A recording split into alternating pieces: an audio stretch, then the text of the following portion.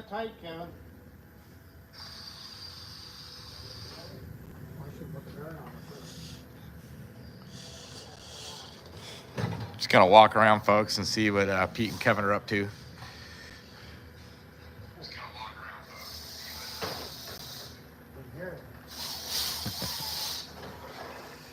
So this is one of Pete and Kevin's early designs. Yeah, this is old school, right?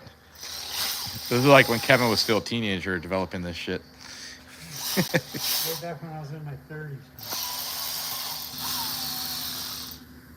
So we're looking at a standard like Chevy small block, right? Rector's engine. What's unique about this is he used these Offenhauser lifters. Oh yeah, you can see them on this other side.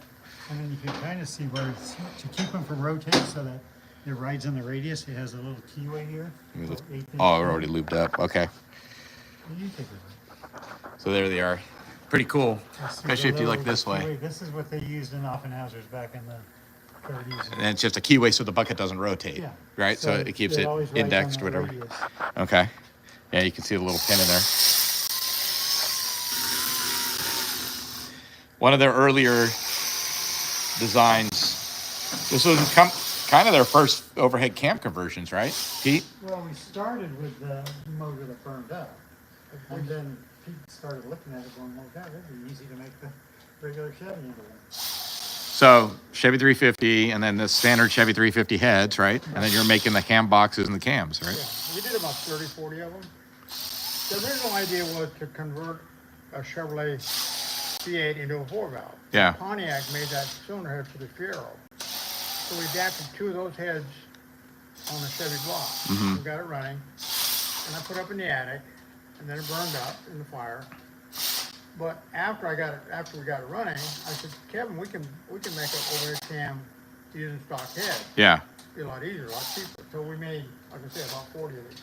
That's so cool. This one we made about 5 years ago. This was 5 years ago? No, probably like 25 years ago. 15. 15? Before Oh. we moved. But it was a good engine. It made what, 400 some horsepower, 500? Yeah, maybe. I thought he made like 3 something to the wheels, like 380 to the wheels. It's just a bucket. He dynoed it and everything. Yeah. Yeah, he showed me the offie buckets. Those are so cool. Those are almost they're really hard to find now. Yeah. So they really made, are they really made by Offenhauser or are they? Yeah, he's probably been to Indianapolis. And they're the same bucket they used in the Ford, in the 260 cubic inch Indy engine. Okay. Of the 60s, 66. Same bucket.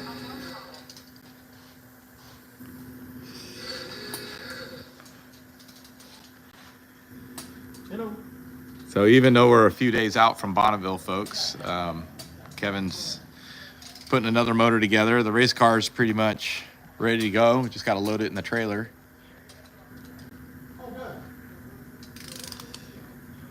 Kevin looked up the torque specs in his head. He's got that in his long-term memory.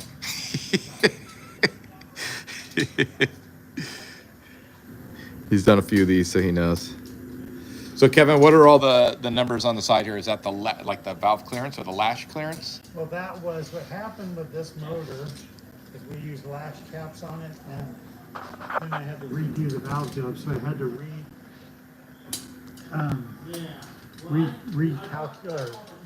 relash it without the lash caps in there, and then I have the lash caps we had on the Mosier, and they're different sizes. So the bottom number is what size it needed to be. The top number is what the actual clearance is. Oh, okay.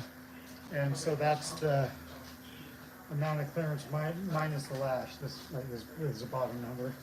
And so I actually have to put it all together and then check it. So here's one of the other cam boxes. You guys see? Oh wait, is this the cam box for this one? No, that's for that. New engine. Right. Okay, I was gonna say it looks a little different. Yeah, these are the cam boxes. Yeah. So it's just the towers you're putting on or whatever. The caps. Yeah.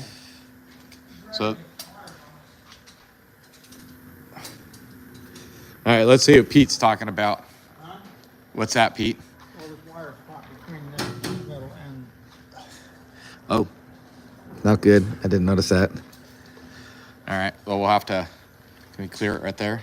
It's supposed to go through here. Make sure it didn't cut. Is it all right?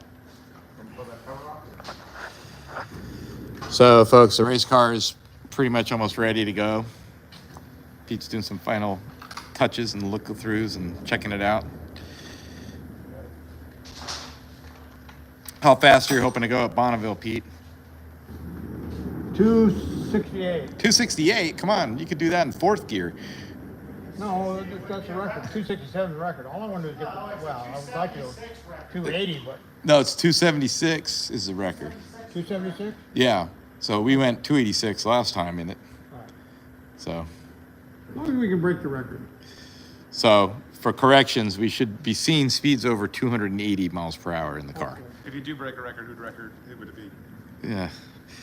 Is it your own record? No, this is somebody else's record Pete's going after. We qualified 3 times, Yeah. but we broke the engine 3 times too. So the 6 liters back in it. So if you guys, are out at Bonneville next week, come see us. I think it'll be live on Gearhead Hobby Uh-huh. or SCCA. They might be doing some live on it. It goes super slow. They're about Yeah. 10 minutes per car, so it's a long process when they got 200 cars. Yeah. So you want to talk about your 7 liter, what you're doing, and maybe we'll Well, look at your Corvette too. The heads are being ported. So Kevin made this single cylinder, which I got to locate the cams. These belts, this one belt's gonna go on here. The other belt goes on the intake cam, which is, well, this is intake cam belt here. And this is,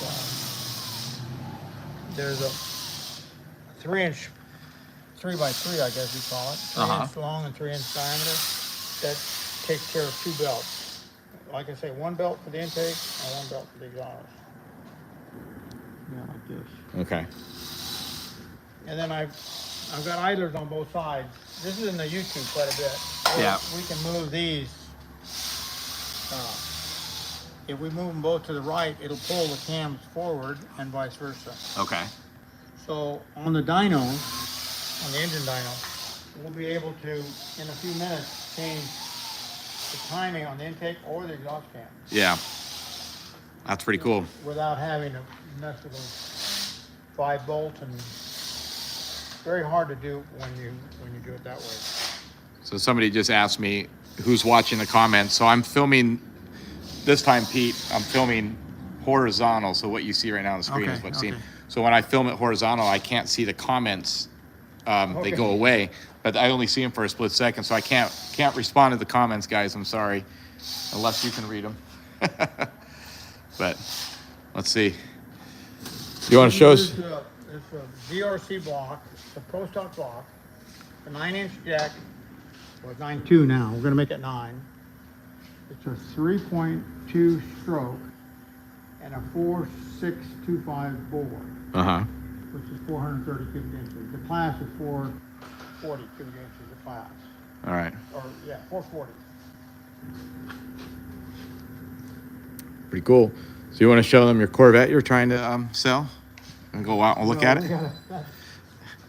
Pete's got a Corvette, everyone. He says it's too hard to get in and out of, so he's walking with a little limp too. He had his ball joint replaced the other day.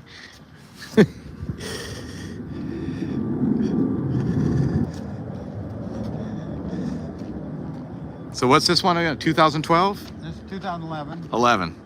It's got 12,000 miles on it. I rented one a few years ago and I really liked it. So I talked to Steve's Auto Restoration. Steve's Auto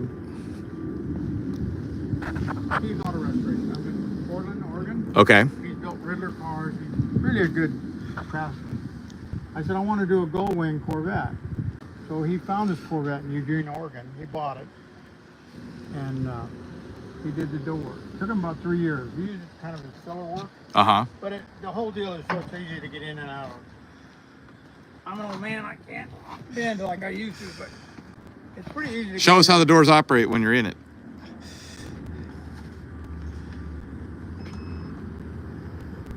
There it is, everyone. Pete's gullwing Corvette. It's the only one in the world. Yeah, it's the only one in the world. Because anybody wants to buy it, it's for sale. Pete's gonna sell it and get a Prius. You all right? All right. Legs don't bend like they used to. But it is a lot easier to get in here. Oh, yeah. Bone stock, nothing except the door. And it's got like 20,000 miles on it, right? All this hardware is off a SUV tailgate. Right? Okay. Hatch. It's got a little computer in it. It works pretty good. Yeah. I've had it about 3 years now and haven't done anything. He made all this steel fabrication here. These and this. Okay. To hold it hinges. Well, you can see Yeah. what it does. Yeah, you can see how that works. Yeah.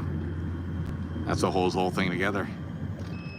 Like I said, it's they're nice cars. bone stock underneath. It's you don't see them this clean and stock anymore. Everybody has them all modified. So yeah, it's a very clean car. It's awesome. Yeah. Did you tighten the battery up? I did. Okay. That snugged it up. So all right. So I wanted you guys to see Pete's Corvette. Yeah, he did a pretty cool job. Yeah, the gullwing thing is pretty neat. I'm able to see some of the comments as they pop up, so I can respond if I'm looking at the screen. But then the comments disappear, guys, so I can't see where they go. Cool. All right. We'll see what Kevin's up to.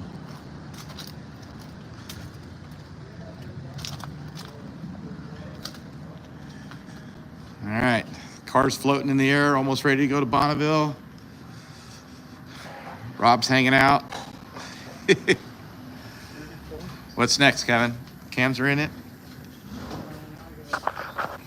Roll it over a little.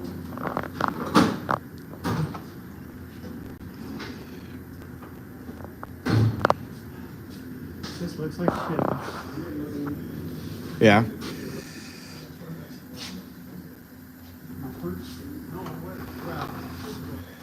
Are those a little... Oh, okay. I'm not sure what that was. But anyway, just another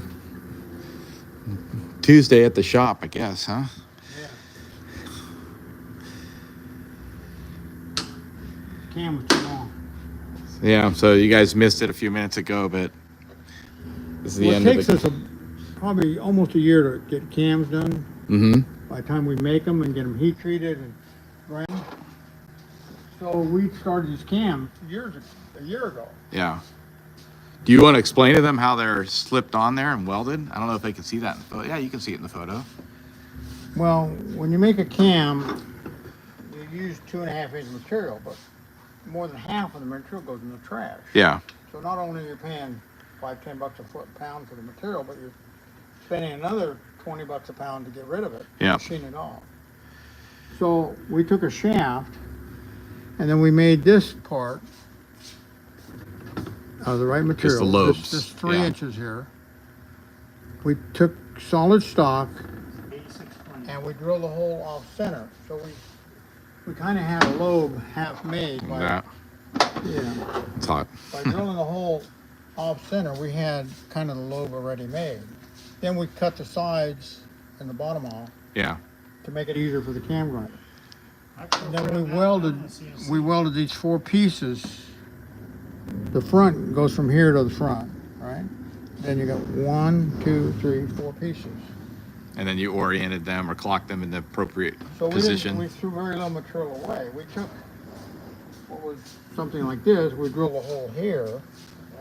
Yeah. So the only thing we threw away was this and this, and then the cam grinder ground that off.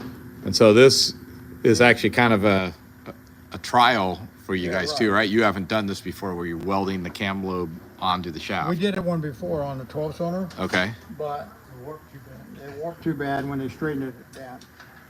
Or it broke. And so these are already loaded in the cam boxes, all right? Right. So those will just bolt on to the cylinder heads once you get them back. Right. And you said they're being ported, the heads? Yeah. Okay. And I'm trying to move ahead, just keep this thing going. That's why Yeah. I'm working on Pete's always busy. No downtime in the shop. Yeah, he's got to have something to do. his plums on his plum tree don't grow fast enough, so he's got to work on motors and engines. That's cool.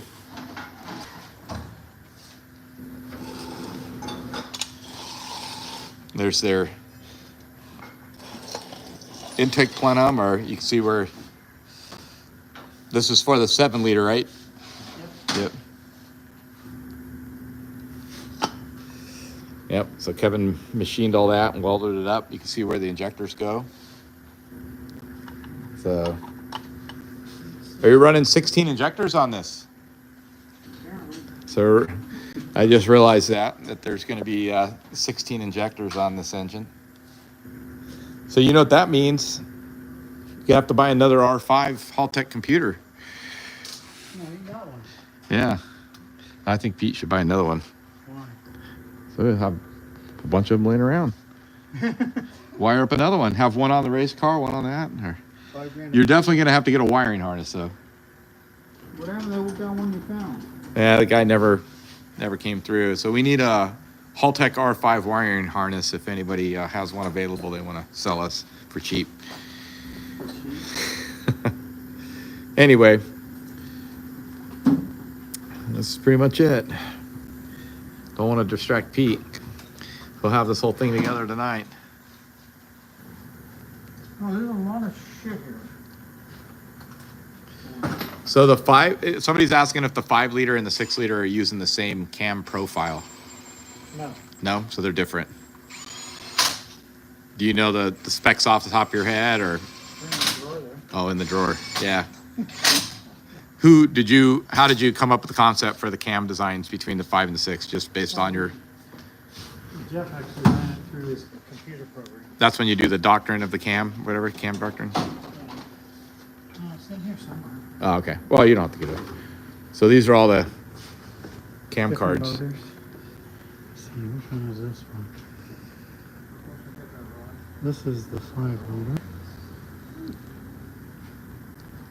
See, what was interesting about these is, if you notice this one, the the exhaust is actually more duration than the intake, whereas this is the 6-liter, and it's actually more duration on the exhaust than the intake, and that's because we ran the full-size valves, and they were flowing so much air out of the exhaust, we had to shorten up the duration.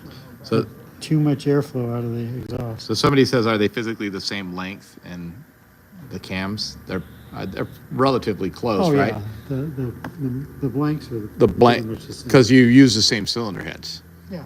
So yeah, so the length of the And we cams would be could the same swap size, them but if we wanted to. okay.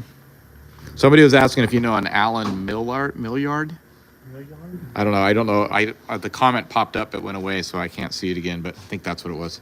You don't know that name? All right, so now you got this on there, right? Mocked up. Yeah, now there's another sprocket goes in front of this one. Leaving this? All right, Rob. See ya. Rob's taking off. This is front goes here. Okay. But I'm gonna have to shorten this cam too. You can see this here. Yeah. So you're just gonna take some material off of it. Well, I gotta make a hub. The hub's gotta be pressed on here. Yeah, all this is. And then this belt.